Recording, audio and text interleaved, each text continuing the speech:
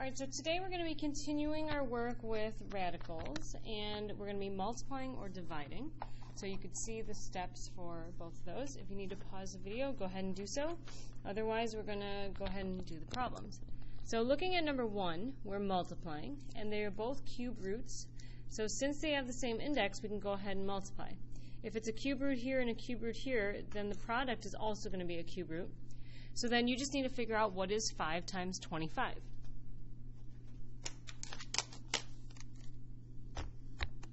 Alright, so 5 times 25 gives me 125.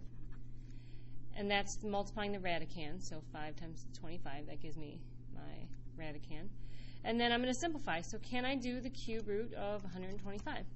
And in this case, yes. So that final answer is 5.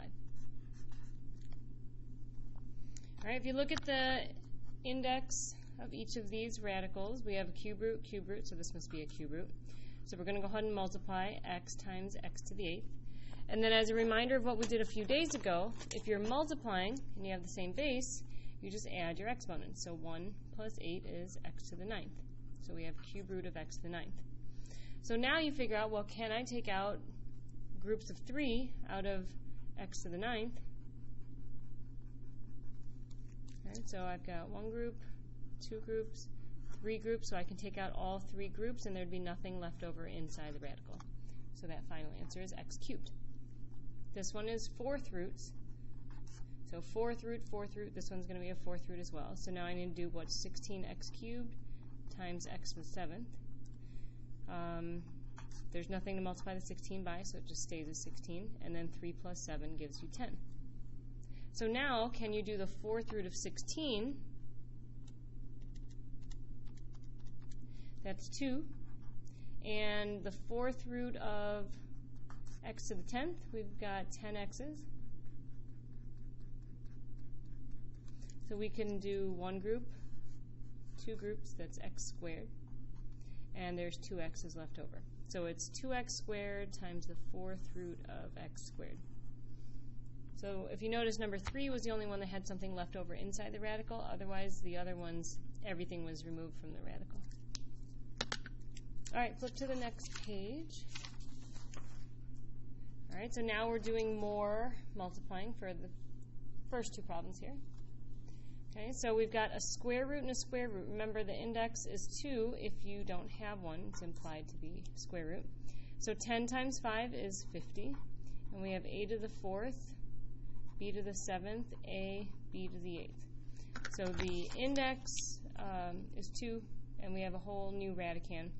In here, we want to combine our like terms. So we have a to the 4th and a to the 1st. That's a to the 5th, right? You add your exponents. And b to the 7th plus 8th is 15. So we have 50. So we have the square root of 50, a to the 5th, b to the 15th. So we're going to, once we have our radicands multiplied, we simplify as much as we possibly can simplify.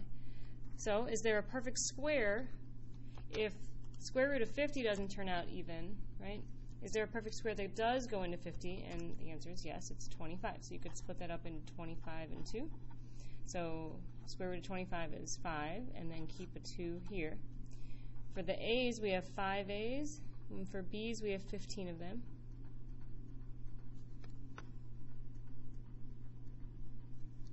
Okay, so you look at how many groups of 2 can we take out? So there's 2 groups of A's, 7 groups of B's, and we have 1 A and 1 B left over.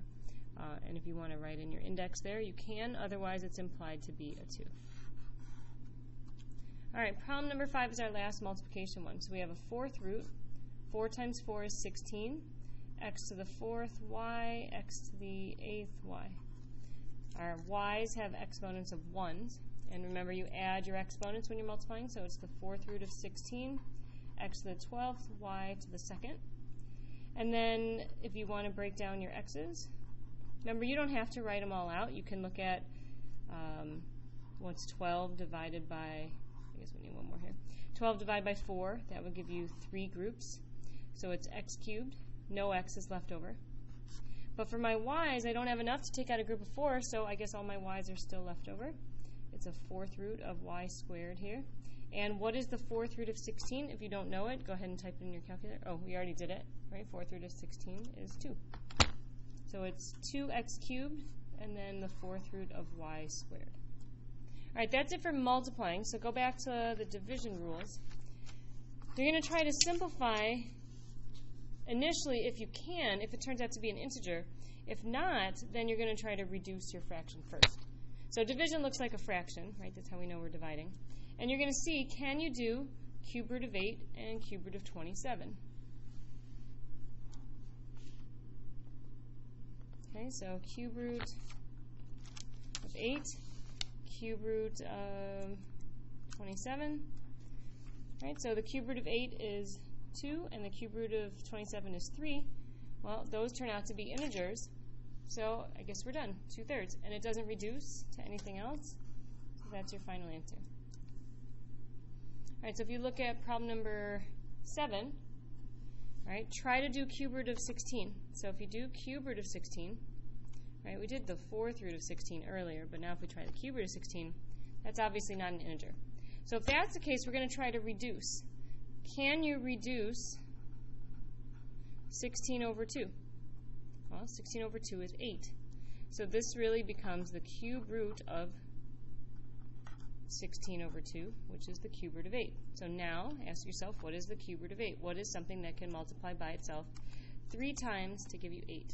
So our final answer is 2. All right, so sometimes you'll be able to take out, reduce right away. Other times you have to divide 16 over 2 and then do the cube root or 4th root or whatever the square root is.